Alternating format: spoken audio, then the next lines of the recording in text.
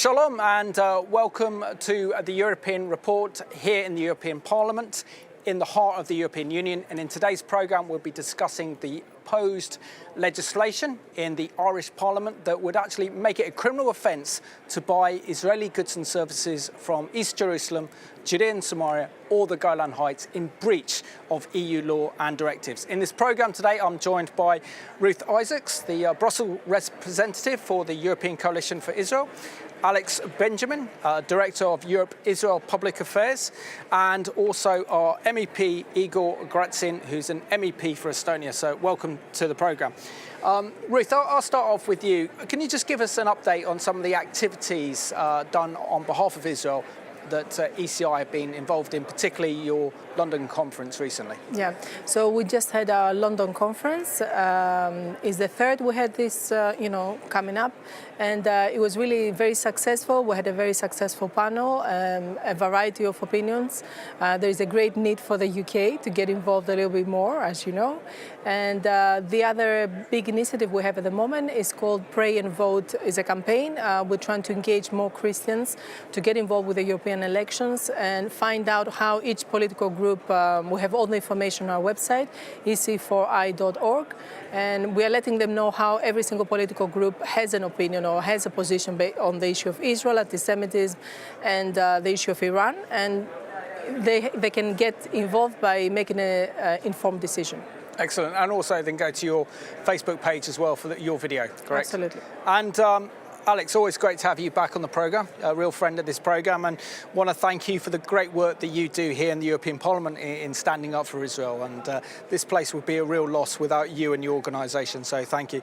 But firstly, what do you make of this proposed BDS legislation in the Republic of Ireland that would actually make it a criminal offence to buy Israeli goods from East Jerusalem, Judea and Samaria, which is the biblical heartland of Israel, or the Golan Heights, with a possible 5-year prison sentence?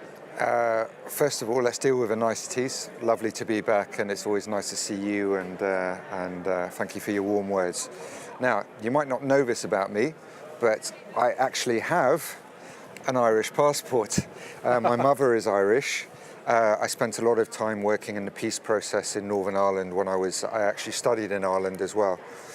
So I just want to give a tiny bit of background. Please. On the Irish left, particularly Sinn Féin Republican left, there's always been a very, very strong animosity towards Israel. Now, it didn't always start that way. After the War of Independence, the Irish Republicans, ironically, were supportive of the sort of emerging Jewish state. And they said, trying to break free of the shackles of British imperialism and under the British mandate. But all that changed after the '67 war, when Israel started to get some territories, and which it kept for defensive purposes or in negotiations for peace.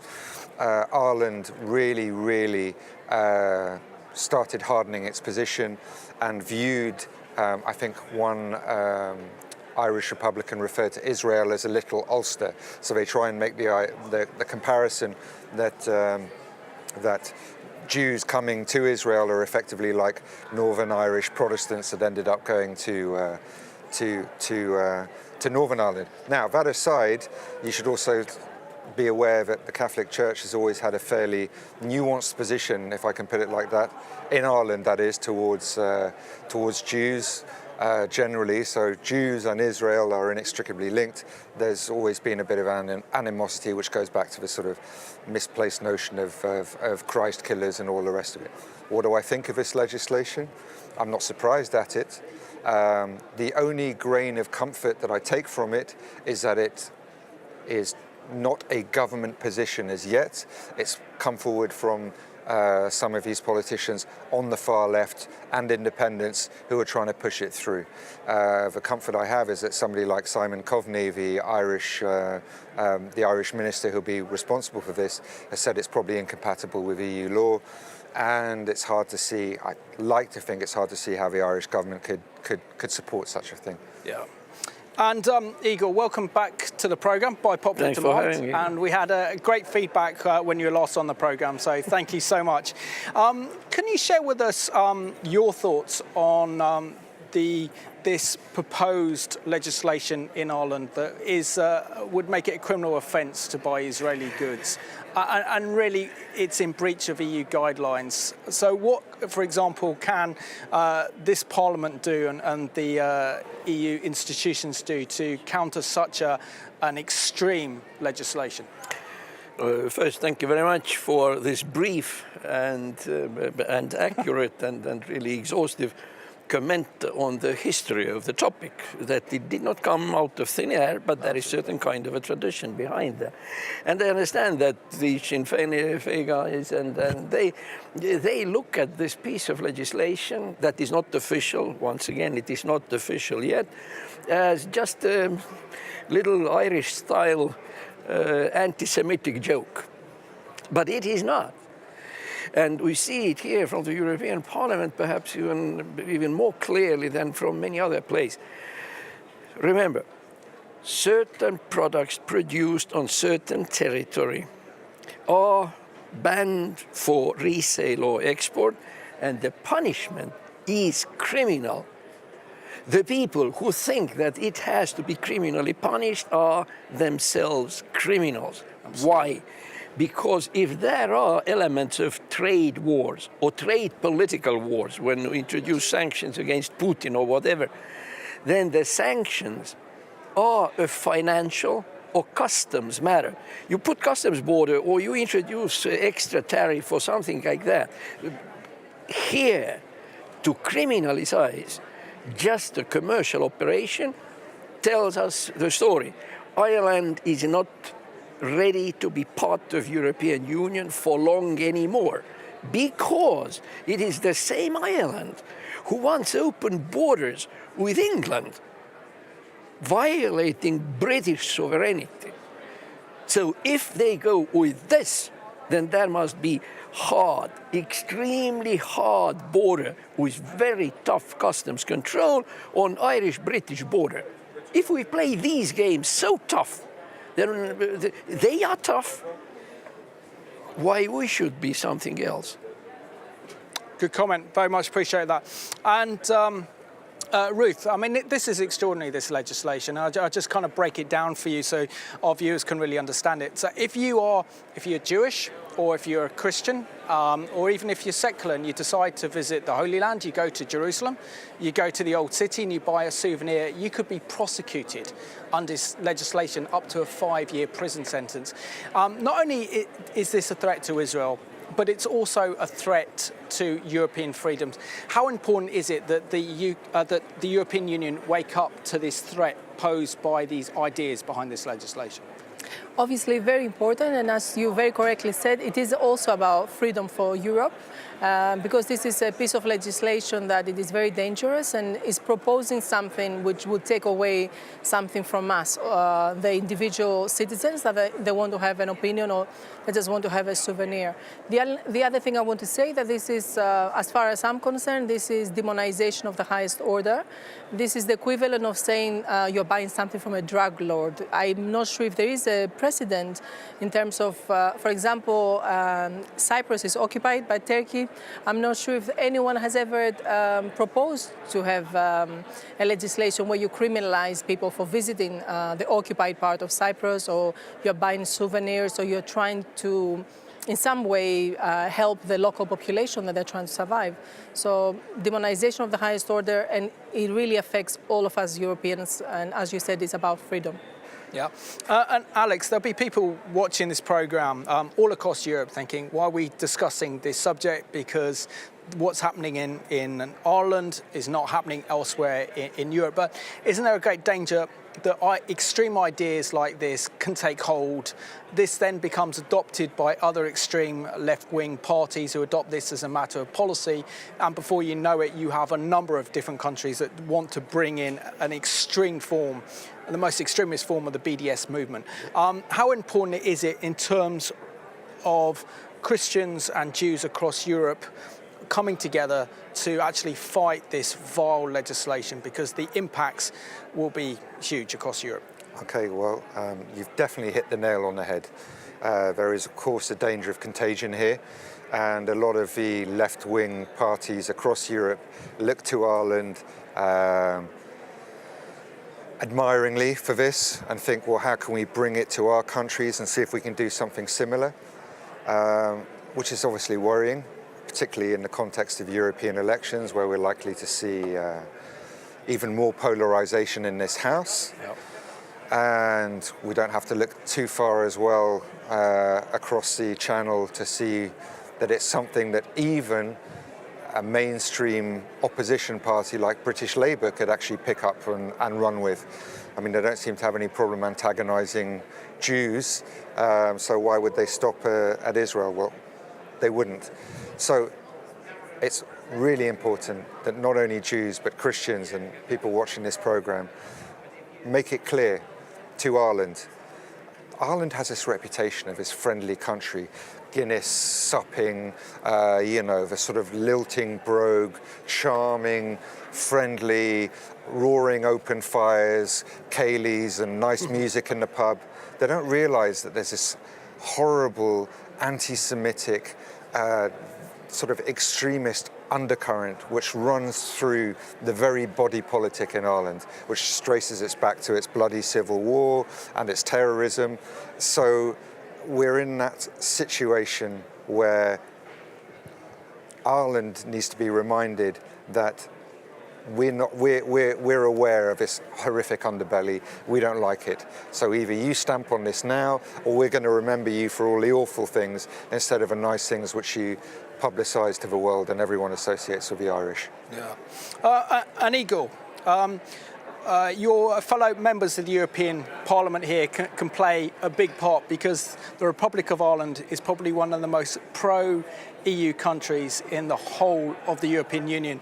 And the fact that they can introduce legislation, even though it's a private member's bill and the government is actually opposed to this legislation, but because they don't have a majority, there is a danger that this law could be passed, is the fact that they ignore key components of the conflict. For example, they ignore Palestinian terrorism, the Palestinian glorification and incitement to terrorism, which is in their media, their education system. They ignore the horrendous human rights abuses taking place within the Palestinian Authority and by Hamas.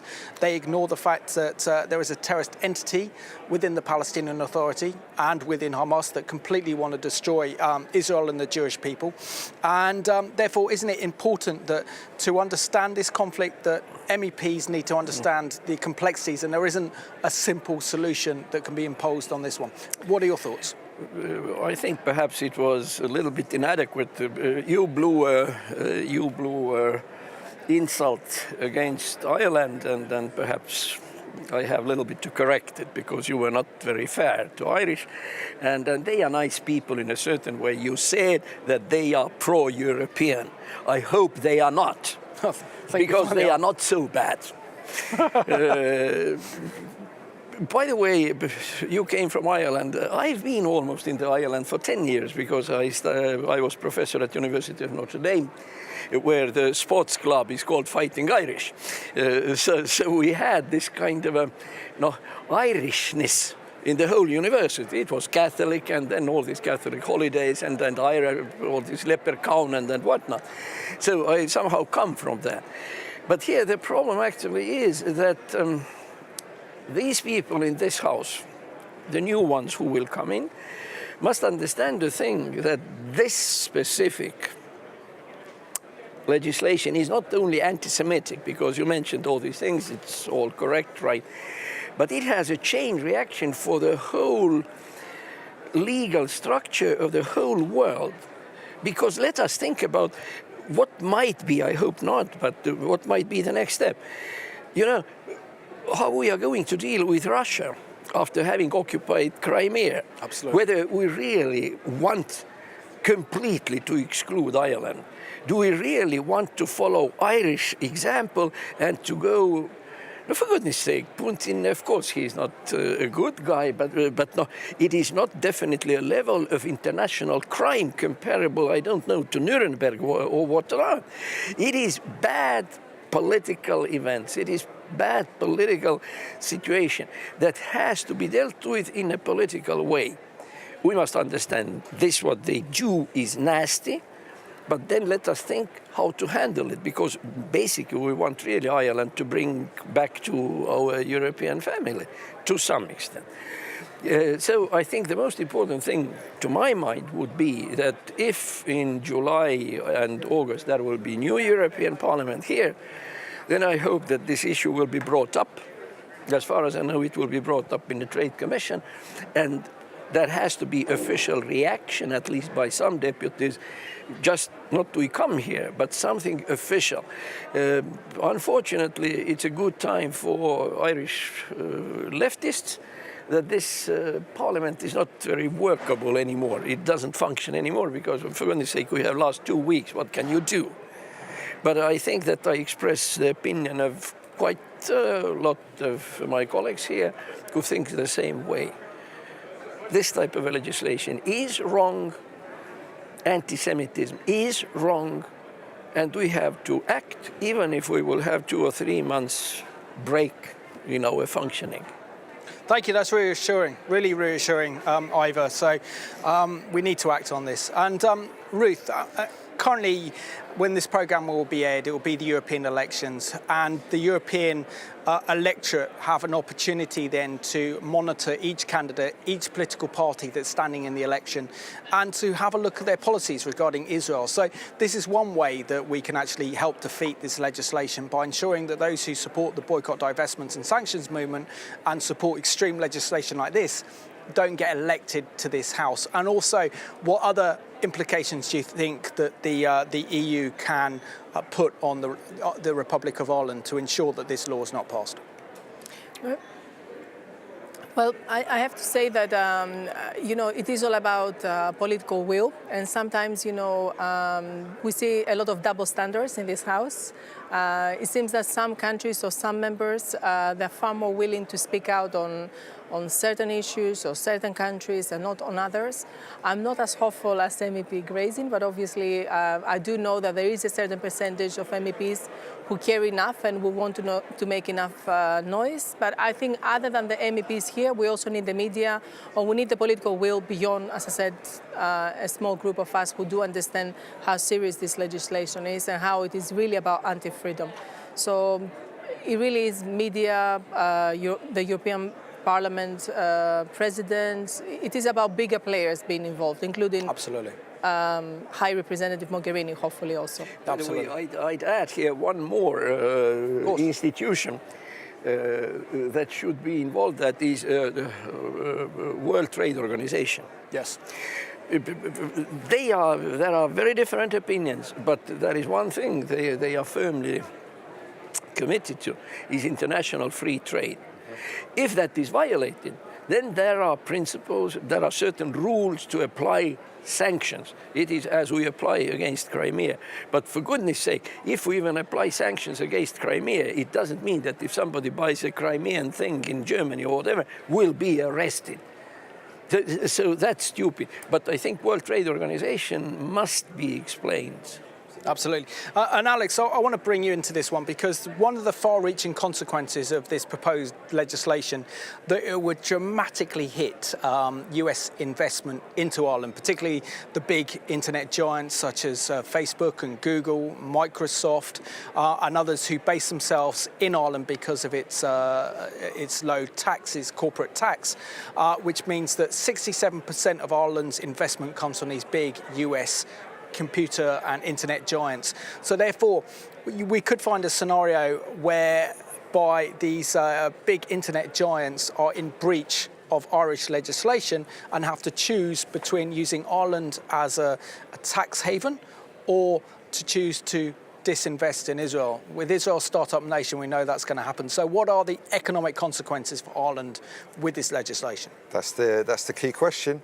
And MEP Gräzin touched on it, as well as Ruth. Now, what we're looking at here, and before I came on, I like to do a bit of preparation. I saw this newspaper article in Bloomberg, and the headline is, "How much is Ireland willing to pay to boycott Israel?"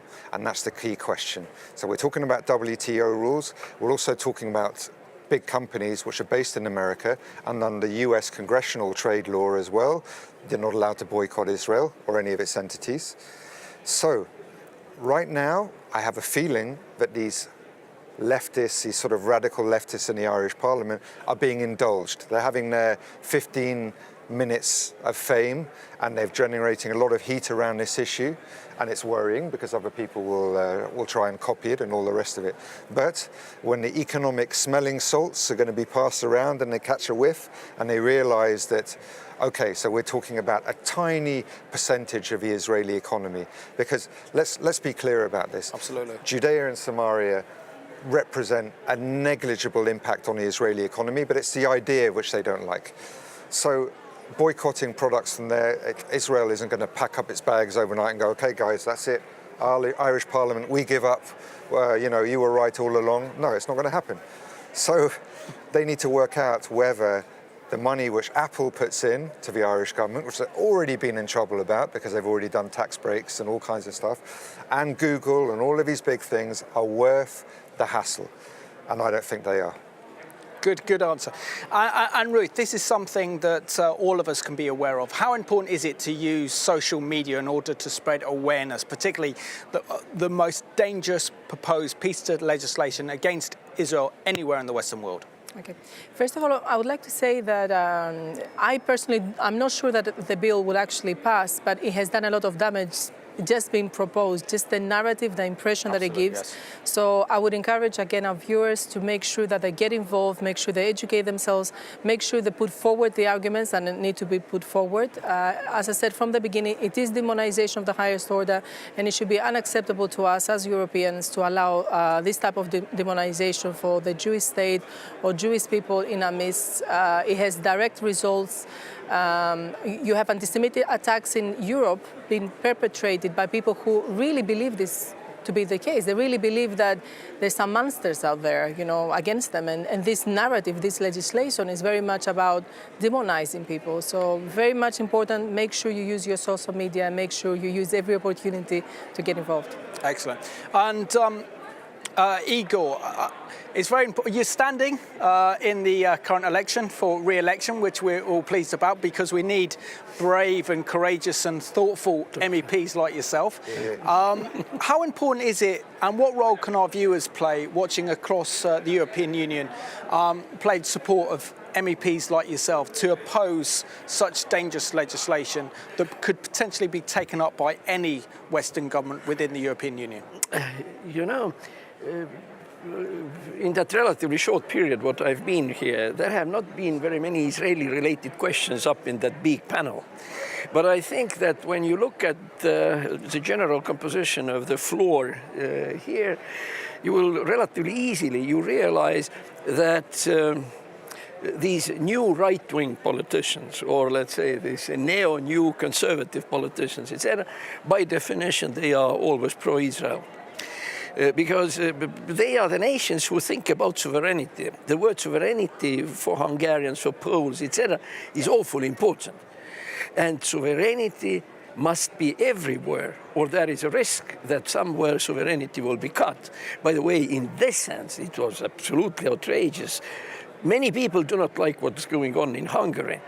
But when Hungary was accused in anti-Semitism, for goodness sake, where that comes from. So simply it means that in the European Union there is no very clear attitude and positions in relation to the whole Middle East. Plus, of course, Syrian things going on. So look at these MEPs who simply have messed up ideas. We must try to clarify these ideas and then to get the... I have to watch this Israel map twice a week at least, so to understand who is where, who is whom, and what's going on. Very good. I'm glad you educate yourself. And finally, Alex, I'll give you the last word on this. How important is it that Christians and Jews mobilise, and also everyone else, against such hate-filled and dangerous legislation proposed in the Irish Parliament that would bring criminal prosecutions against anyone buying Israeli goods or services? Yeah, I mean, it's crazy we're even talking about criminalisation I think about Iceland as well a few months ago that tried to criminalize circumcision, and you could be thrown in jail for 6 years for circumcising a boy. So listen, the people that are coming up with these ideas and pushing them through are being indulged too much. And I think it's incumbent on your viewers and Jews and Christians to get together and say, stop indulging these people. What they're coming out with is disgusting. But I also, just as a final point, I'd like to say that let's not forget that the EU actually started this. They recommended that labeling should be on stuff coming from Judea and Samaria anyway, and these were guidelines, these were recommendations, and it seems the Irish took the guidelines, stapled a couple of bits on, and decided to turn it into a sort of bastardized guidelines, Mach 10 supersonic anti-Semitic thing. We need to stop it, and we really do need to unite behind it and say to the Irish government, the rational voices in Ireland, you're indulging these people too much, shut this down, or you do brand Ireland damage, irreparable damage. Absolutely. So, Igor, thank you very much for being on the programme, and wish you every success with your re-election.